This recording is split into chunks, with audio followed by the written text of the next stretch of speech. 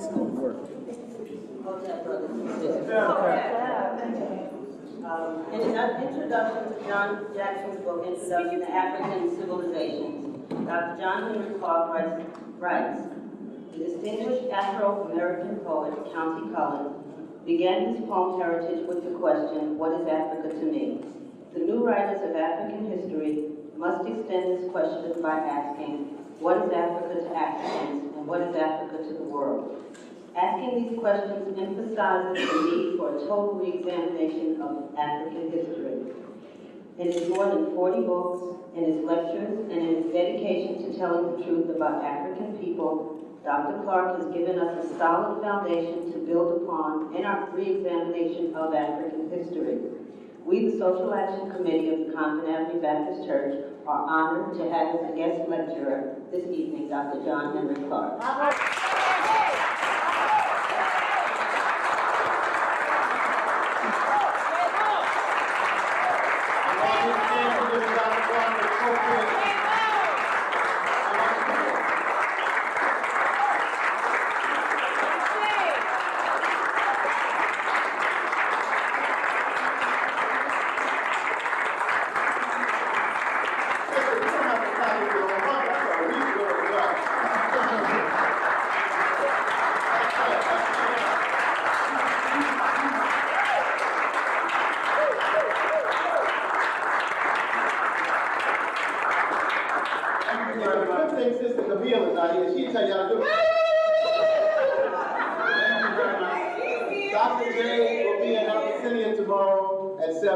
Dr. Ben will be at the City College on Thursday at 7. Professor George Simmons will be at the college at 1 o'clock on Saturday. Monday night, our sister, Dr. Alexandra, will be back here as a continuation of the Convent Avenue series. And then we have Booker plugged in sometime soon. Tuesday at Bethany. And Tuesday Bethany. At Bethany. Yeah, the fundraiser. Fundraiser for Dr. J. Yeah. Okay, John. All right, thank you very much. We have quite a lot to do, and if we devoted a week to it, we would not have enough time. I'd like to begin the discussion concerning Black women in history by saying that the fact that we are discussing her separate from Black men proves that discussion is out of order and we are outside of the cultural container of our original development. If we were within the culture container of our original development,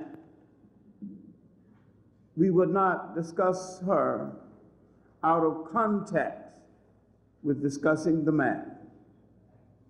Because no more than we would discuss one half of a peach or one half of an orange without consideration of the other half. We're not talking about one thing dependent on the other thing. We're talking about something that balances the other thing and makes it whole. We're not talking about someone's better half. We're talking about the other half that gives balance and meaning to the other half to create a whole. We came out of a cultural incubator that said this, did not preach it, created no dogma around it, did not formalize it with a whole lot of literature, but wisely arrived at the conclusion in relationship to it and lived it out. Because we did not create massive literature around it, the assumption is that we did not know it, but we knew it so well We did not have to proclaim it in dogma, in literature, and inasmuch as we were living it out, we understood that the role of the woman, while being different, was equal in importance. And there were times when the role of the woman and the role of the man was one and the same.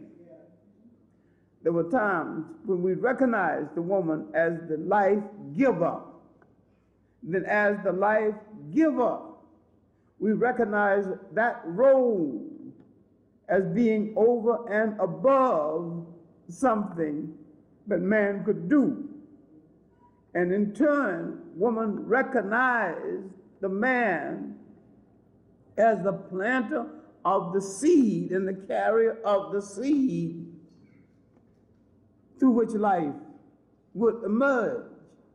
But she fertilized the seed and nurtured it into a human being and shaped the human being. No one had to debate this. The debate over the role of women, the categories of man and woman, the creation of confusion about relationship between mother, father, mother, son, came out of Western sociology and psychiatry, mostly middle-class Jews of Central Europe. Because we do not look as well as we need to behind the history curtain, behind the slavery curtain.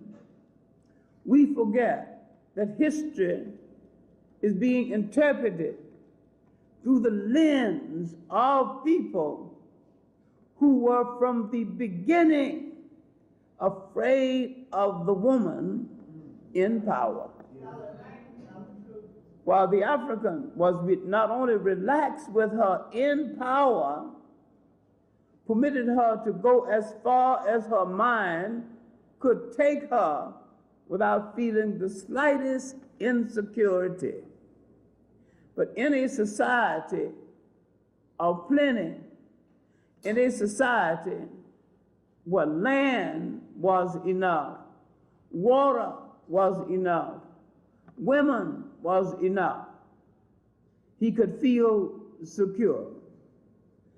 The European who imposed his will and created a literature containing a protracted rationale was afraid of the woman in power, and so he created for his women the same kind of rationale to justify his domination over her as he created to justify his domination over non-European women. In other words, what has happened with the European everywhere he has gone in the world is a process that can crudely be called niggerization. Having reduced most of the world to the process and the status of niggerization, he reduced his women to the same status. Now, because the African did not have to do this, he had a different attitude. And the African today, in his relationship to women, have some of the same faults as the European he's imitating. In fact, the great drawback is the African with these faults. And the one in the Western world have added to these faults by being an imitator.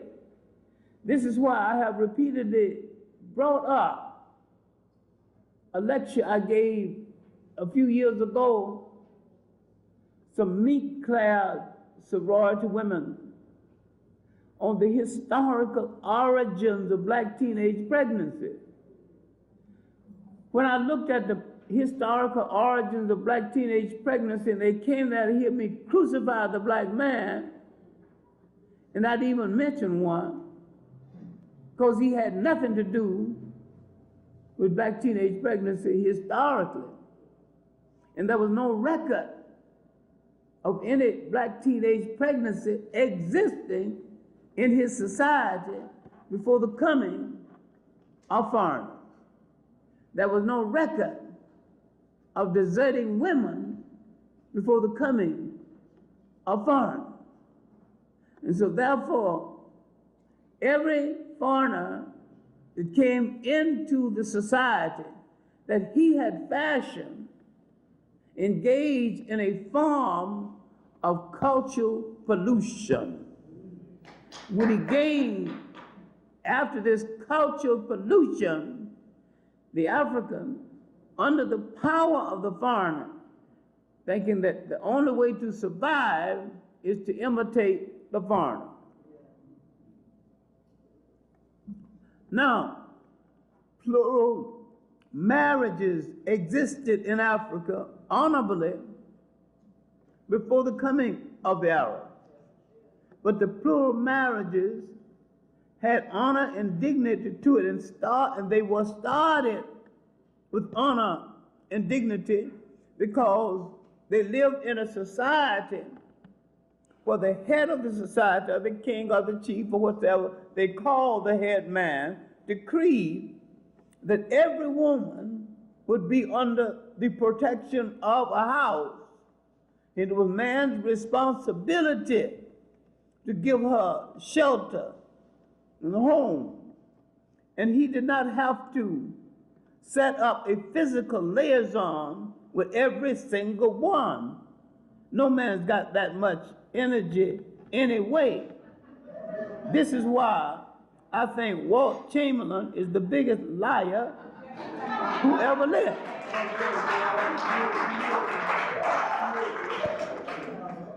If you in one lifetime do, he's talking about 20,000, if you in one lifetime do full justice physically to 20, you are ahead of the game.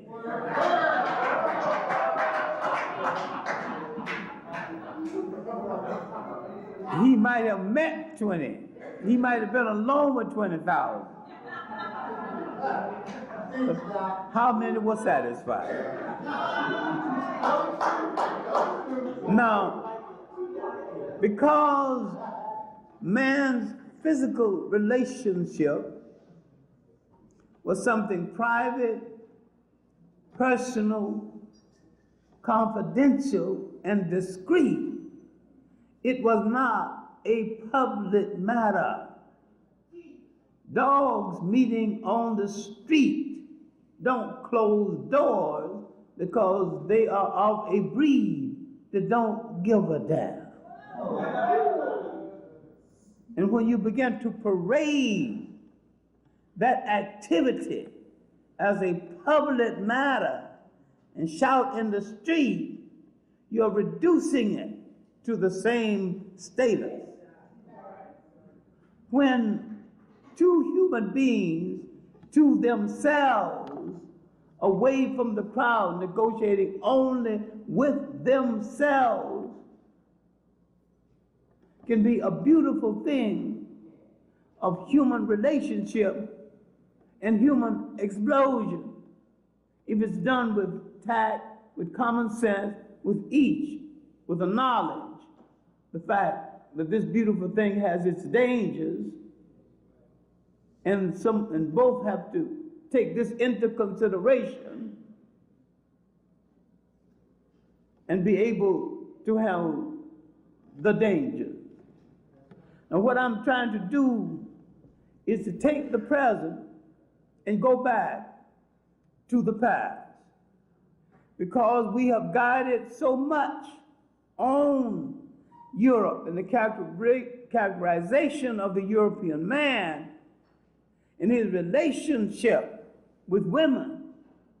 We have forgotten that he is no guide, because deep inside of himself, he oppresses women because he is afraid of them in a position of authority. And long before he wore a shoe or lived in a house that had a window, we had not only proven that we had no fear of her in authority, we had put her in authority and made her a god. We had given her assignments that symbolizes our faith in her. When the goddess Nut was given the assignment to take down the sun at the end of the day, put it in her stomach, and at the beginning in the morning, take it out and hang it back up again. That assignment went to a woman. You give her the assignment to light up the world. You trusted her to do that job. Otherwise, the world would be in darkness. Now, if we understand the beautiful symbols of respect that the African man had already given the woman before he became so entangled with this confused woman hater out of the icebox, then we start checking ourselves and realize the wife beater is not me. The wife deserter is not me. Those who impregnate teenagers and walk around away from them is not me. Because my culture did not produce that kind of character. And that kind of character is in existence and he's doing a lot of harm. What then can we do about it? You cannot tell a black woman whose face has been slapped, you can't give her no damn lecture. She don't want to hear no lecture. She don't want to hear about the historical this and that. She's hurt. Now, how do you get the here-ness and the now-ness across?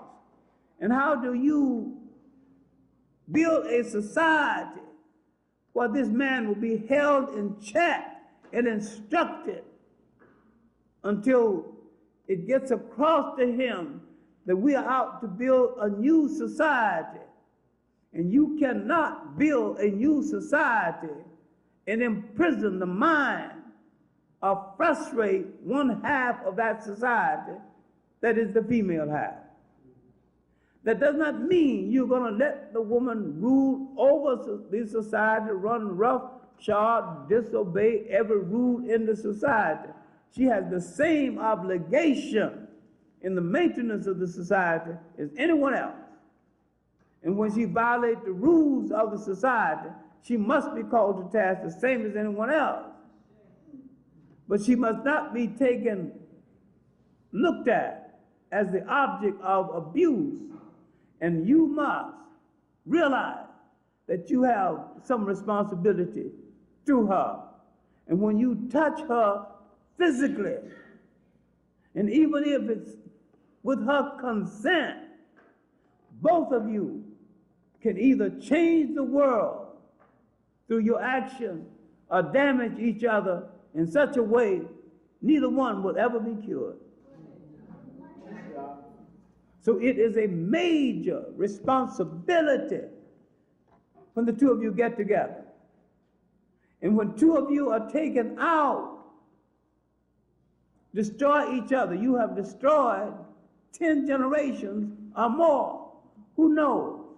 You produce 5 children, and those children in turn can marry and produce another generation. It might be generations indefinitely, because a man and a woman consist of a gene pool.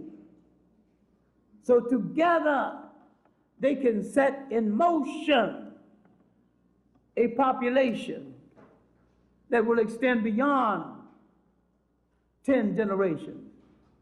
I think we need to seriously read Cheikh Anta Diop's essay on the matrilineal in the culture unity of Africa.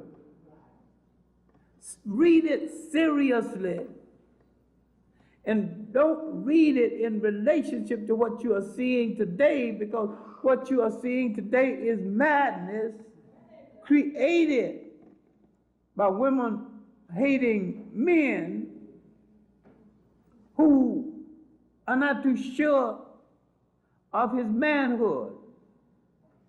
Because of Hollywood, because of the mass media, because of the gangster movies and the cowboy movies and the creation of the Western heroes, most women, black, white, and otherwise, cannot distinguish between maleness and manhood.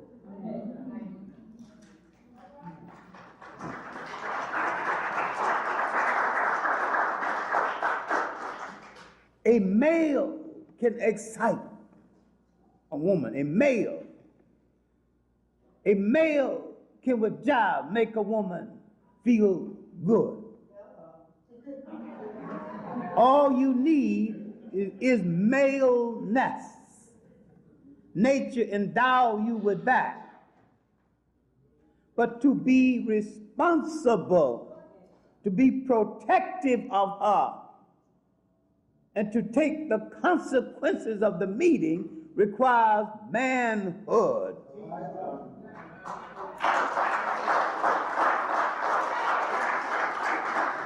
And inasmuch as sometimes both man and women are confused on this item, we have to start learning something about that distinction. Now, let's go back to what the subject needs to begin, because I have often decried the fact that too many times people point to the top of the tree before they examine the roots. Now let's examine the roots. Now, the top of the tree is to make you understand that there's a whole lot out there in the branches, but the heart, the soul that keeps the tree alive are the roots that draws moisture from the earth that feeds the leaves at the top of the tree. Now, when we look at the beginning of organized societies in Africa, now what is an unorganized society? A society is unorganized when it has no direction, no order, no set procedure. But once we pick it up at the point of organization, we see the beginning of a structure that will lead to the family. We see them coming together based on kinship, based on regions, based on bloodlines, based on regional groupings. And we see now the village, a cluster of villages coming together for protection. But we see an evolution of something in Africa that did not take place in Europe. And this is why there is permanent damage done to the female psyche in Europe, and the permanent damage done to the African psyche away from home. I'm saying that taking the African out of the cultural incubator of his creation did permanent damage. And what we're trying to do is to get back to that incubator. You don't have to get back to it physically. If you could just get back to it mentally, psychologically. You don't have to physically go back to Africa, although it's a good idea if you did. But to feel relaxed. One summer, I took a group to Africa, and at the end of the summer, I set them down. I said, you notice all the children are smiling. No children are fighting each other, pulling over, pulling at anything. No child is stalking away, angry because some child mistreated them. And they are poor. Why are they smiling? They are in the cultural incubation of that creation. They know the things around there. They know the food around there. They know the people around there. They know every parent is a parent. They do not feel out of place and lonely. They never heard of an orphanage, and never will until some foreign fools start disrupting their societies and killing off the mothers and the fathers and the relatives, cutting off one from the other. Then I asked the group, all summer, have you ever heard the word MF? No one slandered no one. People disagreeing, people having fierce arguments, but not the same kind you've been hearing. They're in the culture that produced them. When you take a people out of the culture that originally produced them, they become imitators of an alien culture, and they turn on themselves. What would those young men who are shooting at each other be doing at that age in Africa? In a properly run African society, they would be preparing for the responsibility of manhood, preparing for the take on a wife, preparing to support a home. Someone would be in apprenticeship to their uncles, learning a trade. Some would be already in the marketplace, wheeling and dealing. But they wouldn't be shooting at each other because they wouldn't be angry with each other. And these over here are shooting at each other because they are afraid to take on their real enemy, which is not themselves. Because the worst thing they ever heard said was said about people who look like them, and the God that hangs in their church looks like the cop, looks like the judge. The society creates a fear in him, and he won't launch a knife into the heart of a cop because the cop is the same color of the Christ in his church. And so therefore, religion at this point becomes a form of his imprisonment. But before he came in contact with these people, before he understood anything about those societies, Africans had already created an enduring society that had no word for jail because no one had ever gone to one. These societies existed so long, over half of human history was over before anyone knew that a European was in the world. The propaganda of Europe was so strong and effective, they would take out of your historical memory the time when you were ruling the state all by yourself without starting World War I, II, or otherwise, without starting any wars comparable to the wars the Europeans have had among themselves. They would make you forget, and they would propagate a concept that the world waited in darkness for the European to bring the light, when the opposite is the truth. Everywhere he went in the world, he put out the light. The world would be better. The world would be better had Christopher Columbus and those thugs left the people in the West Indies alone. You had an indigenous population of Asian migrants throughout what is now the Caribbean islands. Different islands, flourishing civilization. The same thing is true of South America. South America, North America, people, different nations, mistakenly called Indians. These people had names, and throughout this whole area.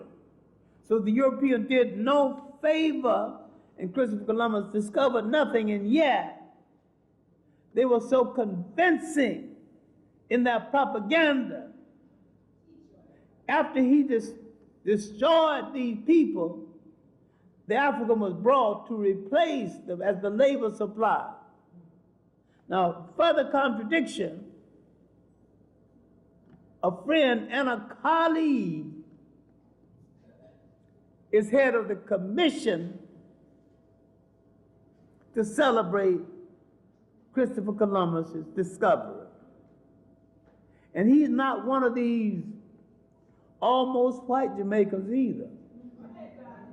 He ain't no brown Jamaican either.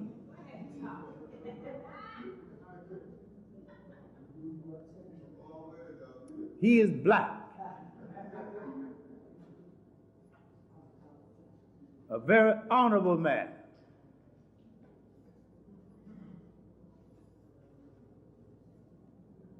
Been accommodated by the Queen, called the honorable. When we were leaving Senegal a few years ago, and white people waiting in line to get their tickets, very impatient, think they can't get on the plane. Rex Nettlefold standing calmly behind the line, talking to his friends, and when he got good and ready, walked past everybody, went to the top of the line, got his ticket, walked on the plane. And white folks said, "Who is this man? What did he, how did he do it? What did he do?" And we said, "That is the Honorable Rex Nettleford." They said, "How did he become honorable?" And we said in unison, "Because we said so."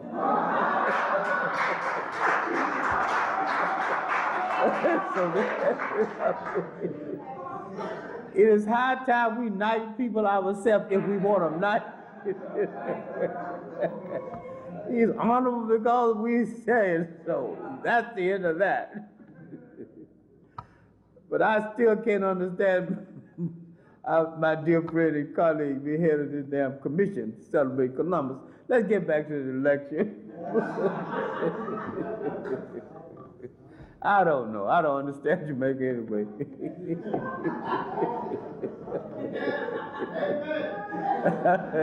That's all right.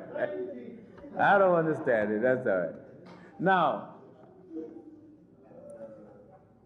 there's something that happened early in this formation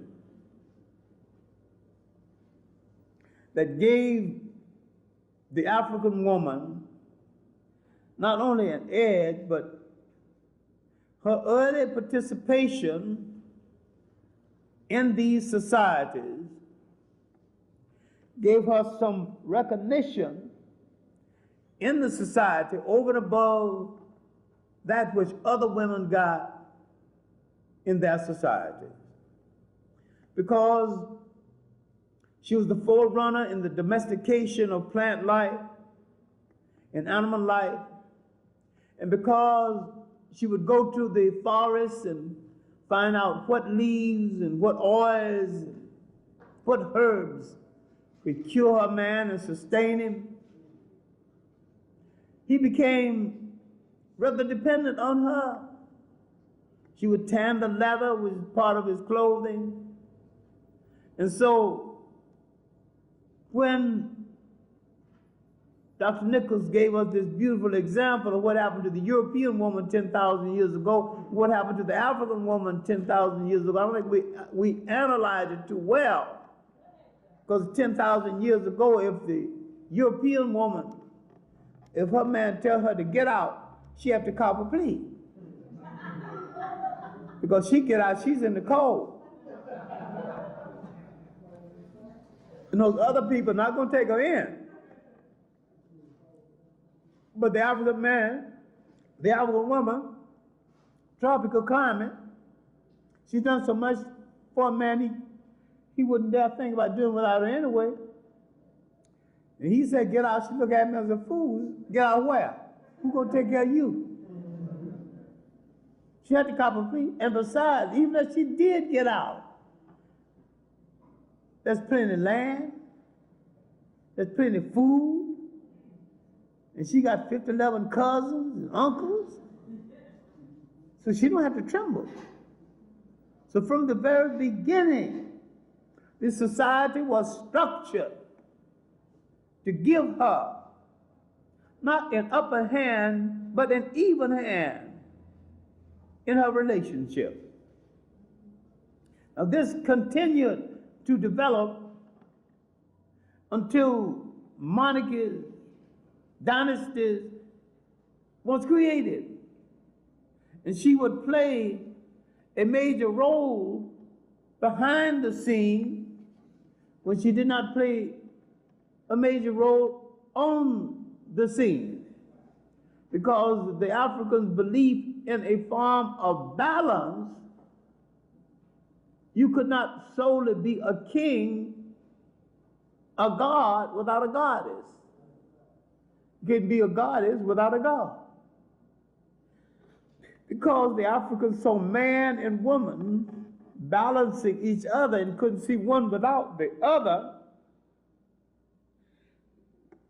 now you can see why there was no misunderstanding and no gay or sadness in relationship to sex until foreigners came. What you gonna be confused about? You can look at the design of a woman, look at the design of a man and understand they were literally designed so that certain things can fit. But man and man were designed that way.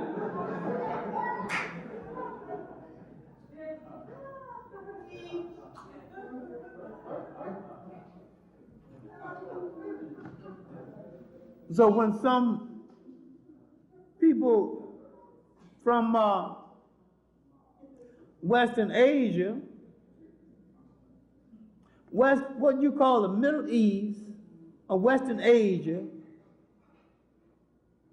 before they built the Suez Canal, and for most of its existence, that was Northeast Africa. People keep asking, if you're born in that area, you know, we wasn't African. Well, there was nothing separating you from that landmass. You could walk from one to the other, and the populations mixed until the Indo-Europeans began to come down into that area, to the Saracens, and all the human waste matter of Europe began to filter down there because looking for something to eat. People always move among us to improve their condition, then turn on us when they get strong enough. We feed them now. Want to get their belly full, they don't want just the food. They don't want just the shelter. They want everything now. And what I'm saying is that with the making of the dynastic period, the woman began to play a role behind the scene and many times on the scene. It was really not until the 18th dynasty, last part of the 17th, but in the 18th dynasty, she began to emerge as a figure of state. While in the 18th dynasty we have dealt with Hatshepsut, we have not dealt with Amos Nefertari, who was an able queen and an able handler of power. Taking into consideration, Europe has produced two great female handlers of power. You don't have to like either one of them because neither one of them were likable. Queen Elizabeth I of England and Margaret Thatcher.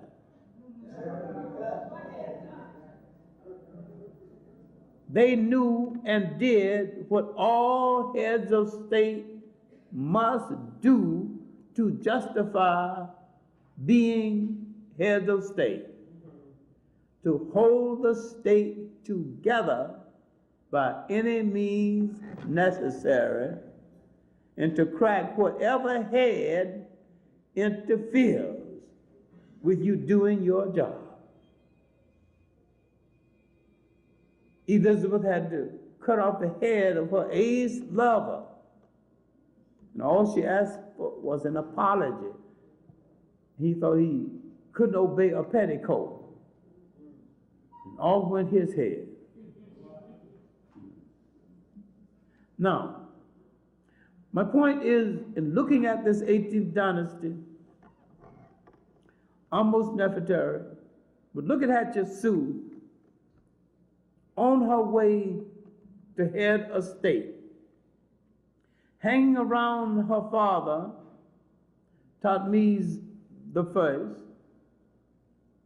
learning the basics. He's wounded in the wall that drove out the foreign rulers and the Hebrews.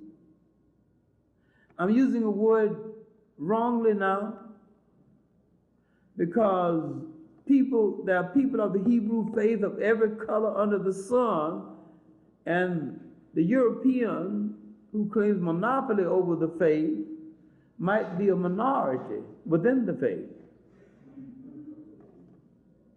But they claim monopoly over it anyway.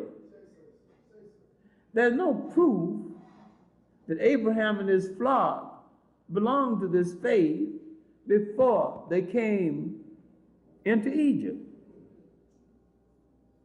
And so if they left Egypt with the faith, left Egypt with the language, left Egypt with the culture, Egypt was the training ground and the proving ground of all that we know as Hebrew culture and Jewish culture.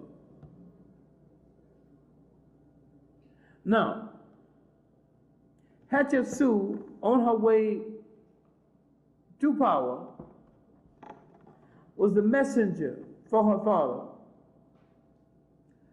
who said, after me, this girl should be trained to be Pharaoh, not queen.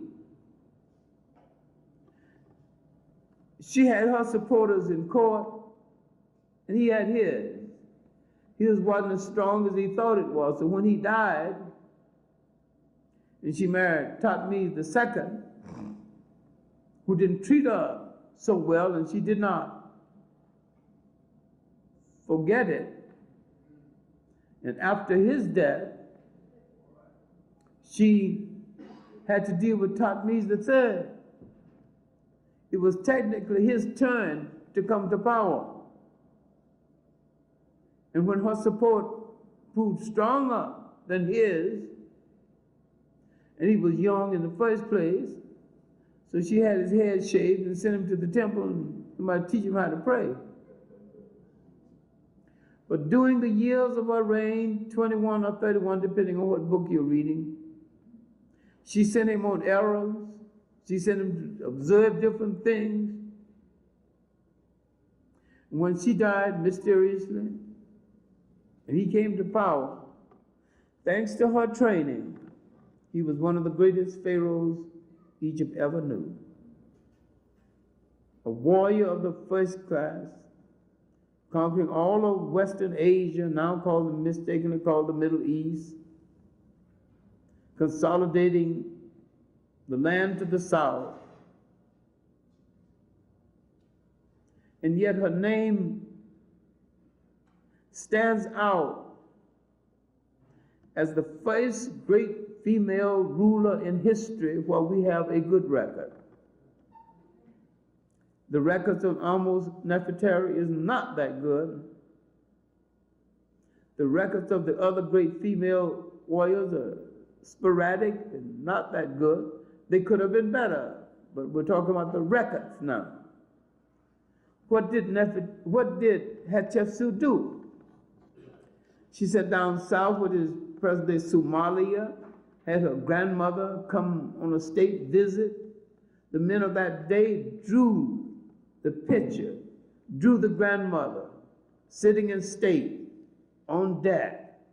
So no question about it. So she came from the south. What was grandma doing way down in the south? Grandma lived there. Well, that's where the relative started from. I'm saying that all the time, the greatest strength in these dynasties came from the south, and they came through the female line. Now, after Hatshepsut passing, she had instituted certain things that we still enjoy. She sent emissaries to a place called Kameh, now called India. She started trade between West Coast, the East Coast of Africa, and China. And this trade lasted 1,000 years, was broken off, started again, and lasted another 1,000 years. It wasn't broken off until the 1600s AD. We have evidence of this. She was interested in all forms of plant life, the different birds in the south, had them brought up to Egypt. She was interested in the peopling of the labor supply, interested in the peopling of the south. And she came from the south. Egypt had been on a great turmoil. Each time Egypt was rescued, it was rescued by a force from the south. Now, after her passing, another queen, Queen Tai, would give birth to a sickly boy who didn't really want to be a pharaoh, Amenhotep IV. But what we have to remember now is, let's focus on the mother, Queen Tai. I've got myself into a lot of trouble by saying that Queen Tai, because her picture is so famous. She got that universal pouting mouth that you can see all over the African world sometimes. Ain't nobody can pout like a black woman when she want to pout. It's a work of art. She can send you all kinds of messages without saying a word. Just sit that lip a certain way and that eye a certain way, and that's a telegram. And you're going to get it too, one way or the other. Queen Tai, looking at her son, trying to bring a new force to Egypt, trying to bring a new concept to Egypt, getting rid of the corrupt priesthood of that day. And she didn't agree with this new religion or the new interpretation of it. And when some of the people thinking they could solicit her against her son came to her and she let it be known that she did not agree with her son's religion. She did not agree with the rapid way he was changing Egypt. But she let it be known, I am his mother. He is flesh of my flesh, blood of my blood. And if you touch this precious fruit of my womb, I will bring all the forces of heaven and hell down upon you. That was a mother. I personally have disagreements, but I will not join you in harming him in any way, because I'm his mother. But as his mother, I have a right to criticize him. I have a right to disagree with him. So I disagree as a mother, you disagree as an enemy. She made it, let it be known there's a clear distinction. I will not join his enemies. And she did not. Maybe of the three great women of that 18th dynasty, she's the most neglected, overshadowed by Hatshepsut, overshadowed again by the half-Asian woman called Nefertiti, who we probably haven't seen anyway, because the picture you know of Nefertiti is a Greek fake. There's no definite proof that she was Asian. The assumption is she's Asian. Now, the point here is that the woman was playing a major role as the head of state. Nefertiti did serve in partnership with her husband. Her husband, Akhenaten Amenhotep IV, he was homely by almost any standard.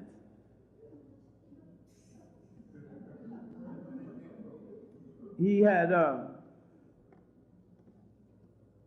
his features were out of balance, elongated head, large protruding lips, large nose, out of proportion to his face. Yet she thought he was the handsomest man who ever lived. They humanized the Egyptian monarchy. They were sculptured, holding hands, with children on their knees. He told the sculptor, don't pretty him up. Do him justice, and they did.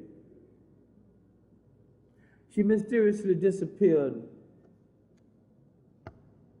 but he left his mark, and she also left her mark because she played a major role with this king who believed in peace so much he would not crush a flower. So, but the woman continued to play a major role as the dynasties changed. But in the 19th, under the Ramesses, the 20th to the 25th, it's kind of holding dynasties.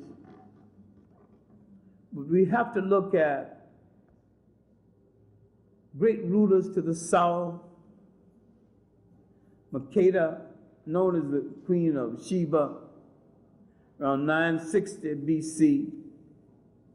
There's a whole lot of nonsense about who Queen of Sheba was, mainly because the biblical version is the one you read, and that's so much Jewish folklore is mixed up in it. You have a hard time getting to the truth. And you mix the story of King Solomon with it, and she becomes incidental. I don't particularly like this story of King Solomon, nor do I like King Solomon, nor do I believe he was wise, nor do I believe he was a gentleman. But if you read the real story beyond the propaganda and the Hollywood myth, she emerged at a time when a group of people were trying to put together a kingdom called Judea. They had taken this piece of property because a God called Yahweh told them to do. That's their land. Now this God who gave them their land was soon discarded, and not a single Jew on the face of the earth, black or white, worships Yahweh today. You got some misguided African Christians worshiping Yahweh. We're in search of a God that's different from the Christian God, which is the most natural thing you can do, inasmuch as the Christians are your enslavers. We should search for one different from Islam then, because the Arabs are also big enslavers. If you're trying to find a God who, well, the people are not your enslavers, then you wouldn't belong to any form of organized religion. Because all forms of organized religion has been your enslaver one way or the other, mentally or physically, but one way or the other. Let's look at Makeda just for a little while. Let's look at her without the romanticism of Cecil B. DeMille and Hollywood. She was the queen of Sheba, but the empress of Aksum. She's the queen of one region, but there was a larger region that she still had influence over, which made her empress. Aksum was part of present-day Ethiopia. That was her little headquarters. Let's take the real historical reason for her visit to Solomon. Solomon had been supplied with a special kind of reddish gold from Ethiopia he was using for decoration. The Ethiopian trade commissar at the time was named Tamaran. Solomon kept giving Tamaran some wise saying instead of paying Ethiopian money. Tamaran goes to his queen and asks the queen, can you go and collect the money that's owed Ethiopia? And he said, incidentally, when you're there, check out his wisdom. The incidental becomes a part of history, and the real reason for the visit got lost. Now, Solomon invites her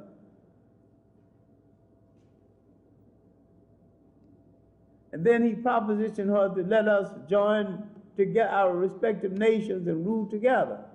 Judea is the size of a postage stamp in comparison to Ethiopia. Her train leaving Ethiopia, just her entourage, porters, keepers, her private bodyguard was larger than the armed forces of Judea. What kind of deal is this? Let's join our nation and rule both Ethiopia and Judea together. She ain't gonna buy nothing like that. He feeds her food with excessive salt. She gets up in the middle of the night trying to look for some water. He assaults her. He no gentleman. He ain't dealing with no scrub woman. He dealing with the most powerful woman of the age of that day, whose country is 30 times the size of Judea. That means he got no respect for her. Now, is he wise or he's just another bunch of scum on the throne? I mean, when you call a man wise, you got to show some wise thing he did. You know, two women came before him arguing about whose child, who a child belonged to. He give them a sword, said, cut the child in half. Ain't nothing why, that's stupid.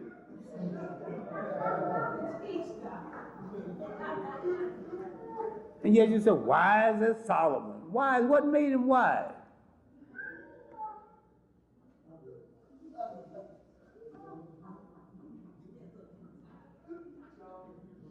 From this assault on her, it was rape.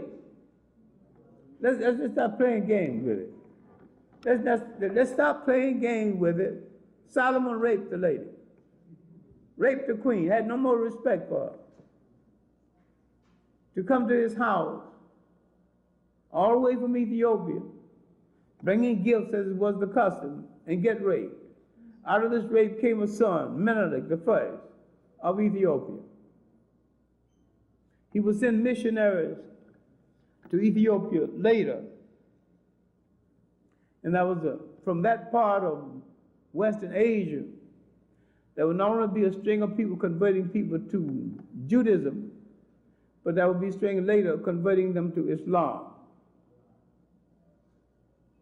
And this accounts for the Falashi, the Bet Israel, the large Ethiopian Jewish population, and the large Muslim population in Ethiopia. She would not fade from history because she became a great mystery, but this woman was a fine head of state, and she needs to be studied with some great degree of seriousness and respect. She would never have said, I'm black but comely, you daughters of Jerusalem. He wouldn't have said it either. At this juncture in history, no one boasted about color, no one apologized. Because some contemporary person is projecting something into the past that wasn't there and logically would not have been there. The finest thing you can say about the Jewish people, they are great record keepers. Another thing you must also say that they are great record changers when it comes to that convenience to do so.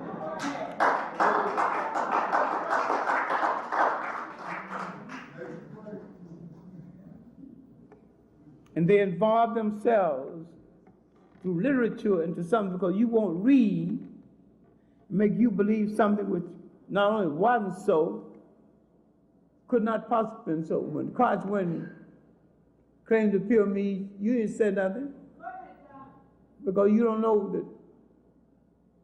It's very simple. When Abraham entered Egypt in the 13th dynastic period, all the pyramids were built between the 3rd and the 7th dynastic period. In fact, they've been built 1,000 years before they got there. If you knew chronology, historical chronology, you say that's not possible. You didn't exist as a people when that was happening.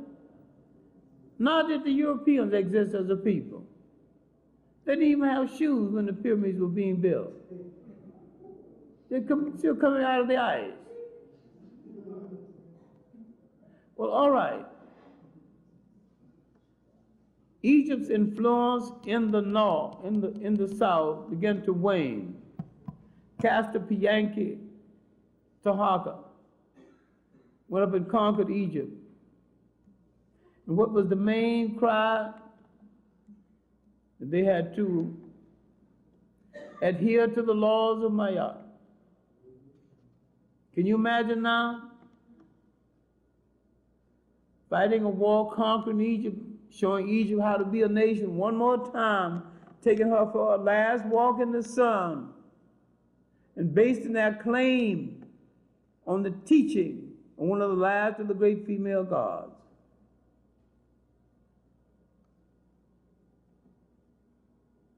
Now, after this occasion,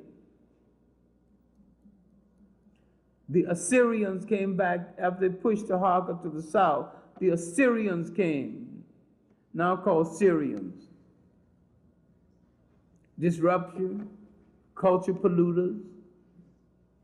Then the Iranians, then called Persians, came 550, the Assyrians, 666 BC, then the Persians, 550 BC, then the young Macedonian with a gender problem, Alexander called the Great, great for what, I don't know.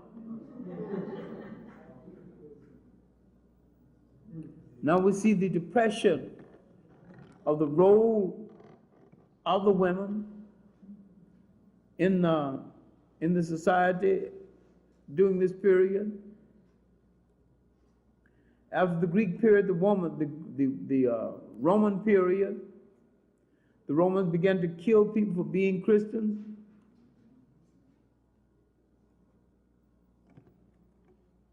Finally, so many Romans joined the Christian church, they stopped the show and joined it.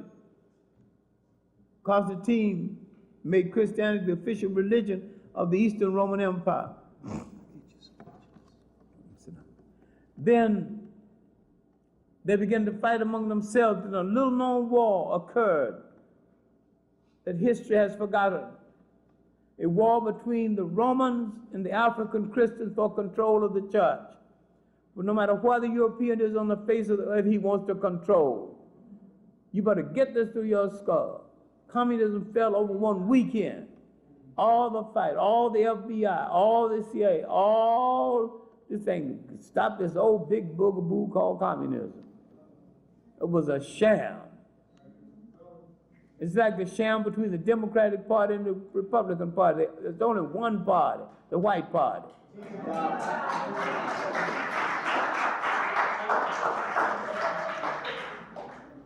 But into this, at the end of this, there were more Africans killed in the amphitheaters of North Africa than Romans killed in the arena at Rome.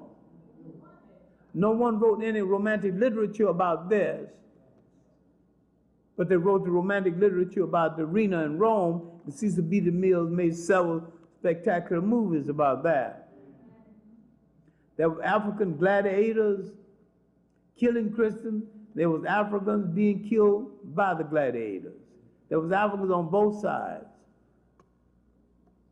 Color wasn't a factor of consequence in the Roman Empire. But during this early formative period of Christianity, a woman emerged in North Africa that the world has chosen to forget, Hypatia. Because she was so powerful, they paint her as a Greek. She wasn't a Greek. And I checked this out with several people, including Beatrice Lumpkin, who's a specialist on women in history, especially women in mathematics, because she's a mathematician at Malcolm X University in Chicago. And she said that no Greek woman held a position of this caliber at this time in history.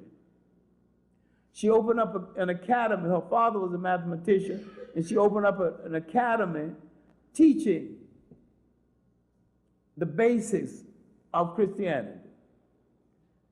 She is the originator of what we now know as the Sunday school. There's some work on her in North African, in a book called North African Prelude. I had reason to check this out recently when writing an introduction to a book called The Arab Conquest of Egypt. Another on a short history of North Africa, and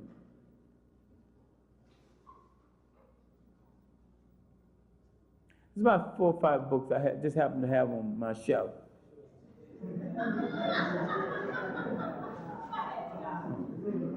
But the propaganda against her became so intense, her influence became so widespread, a Roman zealot called Peter the Reader. Why did they call him Peter the Reader? There were so very few people who could read. If you could read, you were outstanding. Led a mob into her academy, killed her, raped her, They scraped the flesh from her bones, threw it in the sea, burned her cattle, and thus died Hypatia. Her life is begging for a biographer who would do it justice. But this is the kind of information I've been digging up and living with, and I put down as much as I can. I was running like a house of fire, you know, thinking I could change the whole world before I leave. And faith interceded and let me know what I was trying to forget. I'm human like all the rest of you. I'm a little less than God. Although I would appreciate some of his awesome power if he could spare it. Now, in the period after the beginning of the Christian period, I would say that Hypatia was maybe the most outstanding of the women. But the last woman of note, but not the last, are the greatest. In the closing years before the advent of Christianity was Cleopatra II, the seventh. There were 8 Cleopatras now. Cleopatra Bernice, her daughter, who married a Roman, who was then ruler of what is now Mauritania. Cleopatra the seventh, and everybody's arguing about it. Snowden has denounced me all over the country for saying that she was white, she was black. I did not say that. I said up until recent times, every time someone depicted her on the stage and in the movies, it's a white actor with brown makeup and a nappy wig. And Claudette Colbert in 1932 played her for the first time as a pure white woman. After that, there's been a whole lot of Cleopatra, redheads, blondes, and everything. Then, looking at the situation, looking at Cleopatra, I said she still needs to be recognized as an African woman because she had African commitment. She used her charms, her political skills to manipulate both Caesar and Mark Antony and keep the worst aspect of Roman rule from the backs of the Africans.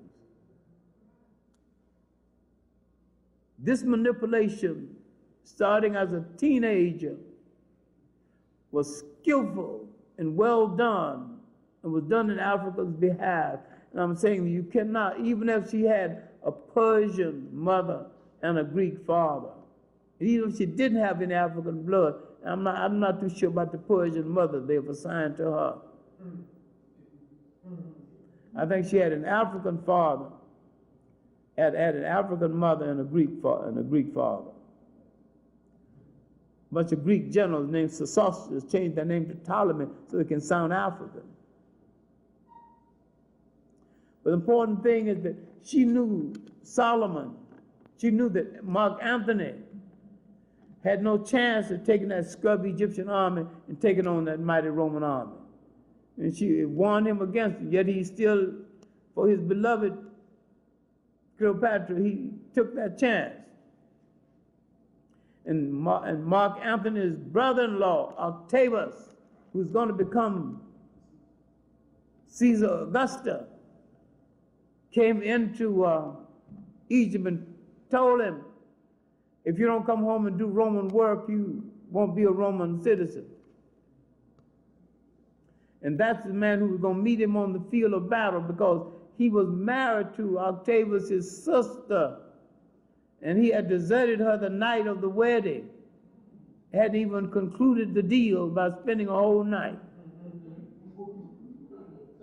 Here, 3 years later, and 2 babies by Cleopatra, He's meeting her faithful brother-in-law, who's not too pleased by way he treated his sister. Now you can see the bitterness. In his death agony, Mark Antony discovered that Cleopatra had tricked him. She spread rumor that she was dead. She was dead. And when he heard that she was dead, then he began to commit suicide. He learned that she wasn't dead after the second plunge of the knife into his stomach.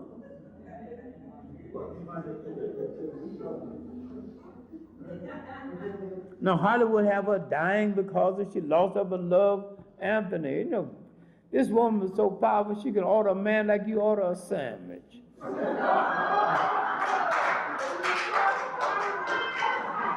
Send me another one.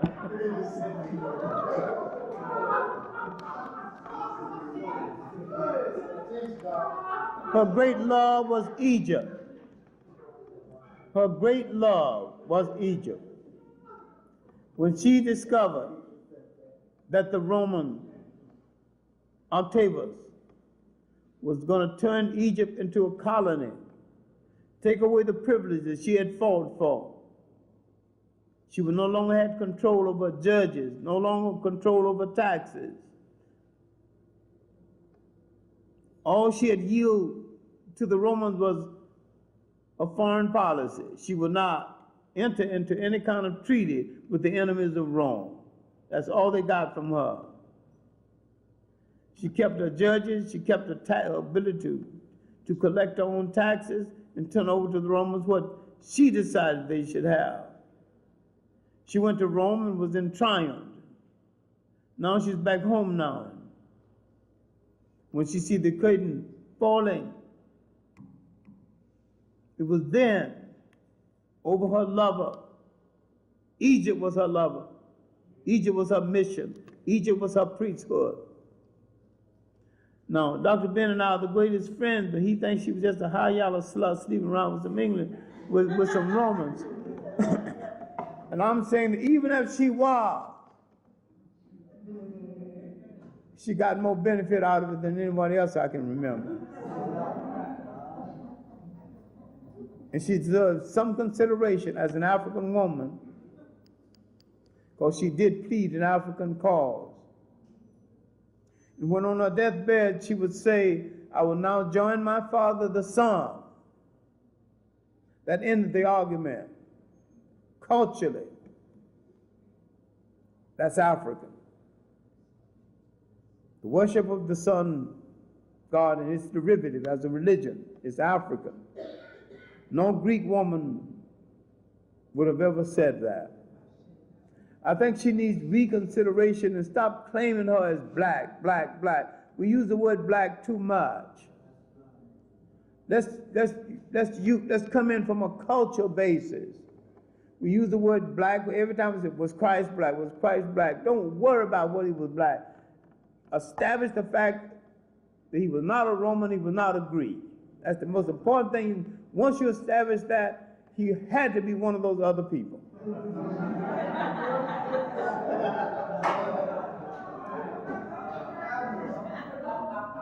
So he's non-white. If somebody else want to argue about the shade, you got other things to do. So I'm busy right now. So you look at people in that cultural incubator. Now, an Italian is a brunette and a Swede is a blonde. Now you're going to argue which one is more European than the other? I've seen some Italians that look like Uncle Willie.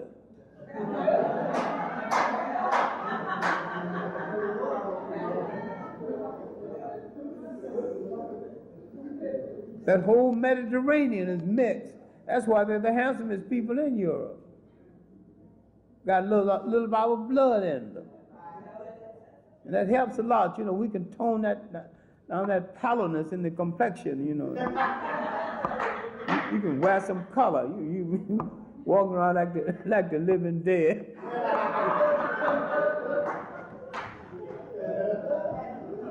We will lighten up the situation. Now I'm about to conclude because I shouldn't have taken on anything this big. I will come another day and devote the greater interest to great women of the 19th, 20th century and do justice to it.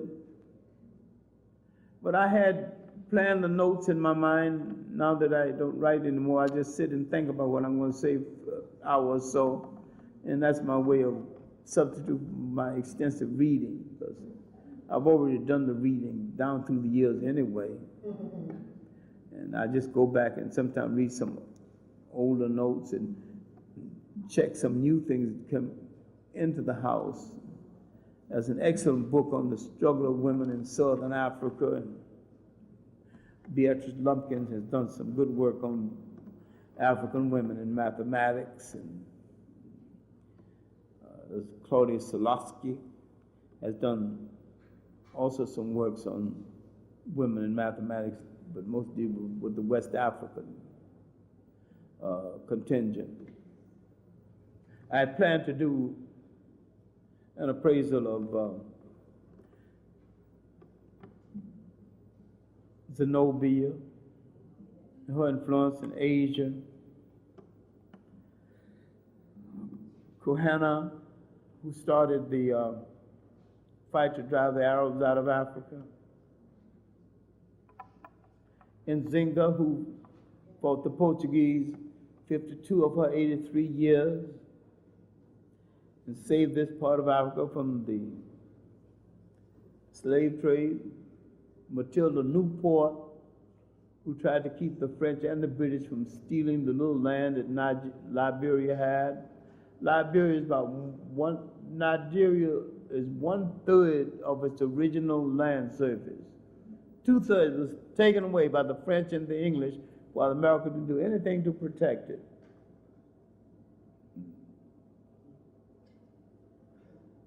I was going to do something on the women in the Zulu wars, and I was going to end with Yale Santiwa, who led the last Ashanti War, and deal with African women in the 20th century, especially those in the struggle in South Africa, deal with Chaka's mother, Ninda, and deal with one of the great women warriors of Africa, forgotten now, is Nihanda from Zimbabwe, who fought the British so well, so many years, and was spitting in their face as they were hanging her. She was spitting in their face. Never gave up, never stopped fighting. Putting a noose on her neck, she's spitting in the face of the people trying to put a noose on her. They hung her, but they hung a good one. We have to remember all of this, all of these people of courage did not die in vain. And we must tell our children. About 3 weeks ago in Japan, going into a hall where I was going to give a banquet address, someone met me at the door. Young man, all tuxedoed down with his staff, and he introduced me. Told the staff I was his original teacher, that I also was instrumental in getting him to teach in Cornell. He appreciated, the fact that he could teach in the same school with his teacher, who was instrumental in getting him there. I'm just flippant, glad to see him, of course. I said, well, but what the hell are you doing in Japan? And so he handed me his business card and smiled and said,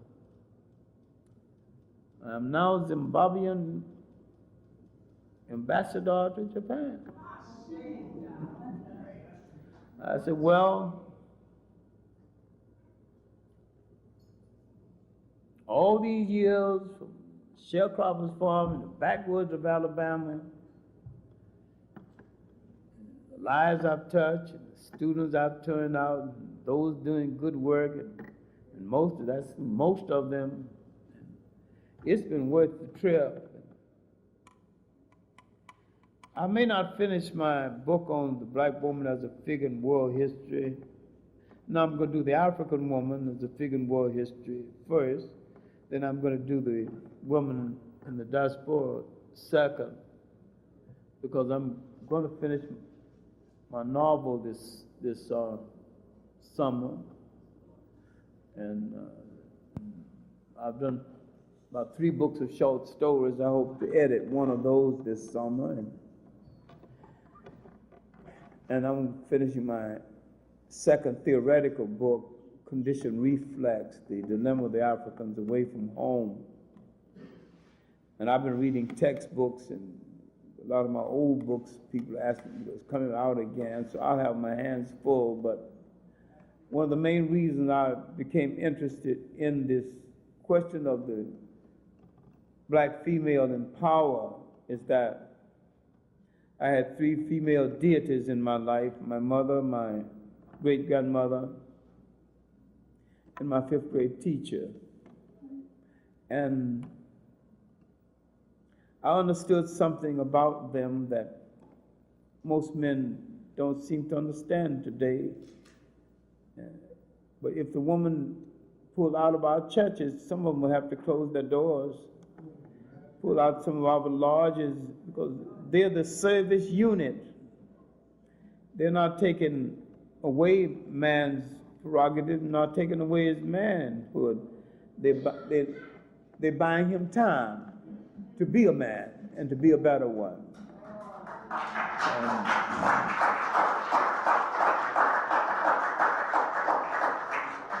I wish we could soberly solve some of our problems based on the fact that neither one of us have any place to go except toward each other. And we have no lasting partnership except with each other, and no lasting alliance except with each other.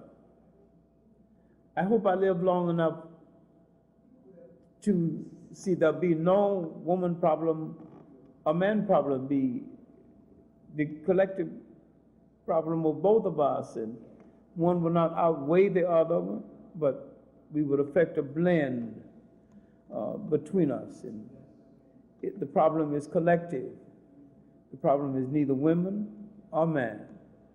It is a problem of bringing that family back together again. And we have done some beautiful things in cooperation, one to the other, and we gave the world its first humanity, cooperating one to the other. And we should at least entertain the idea that there's a possibility that what we've done before,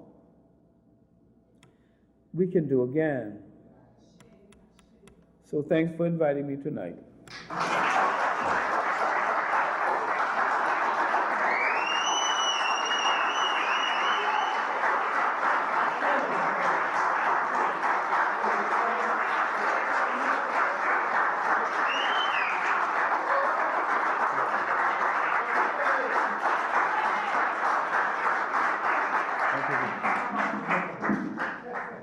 Over to you. Let's not exaggerate. John wasn't that good tonight.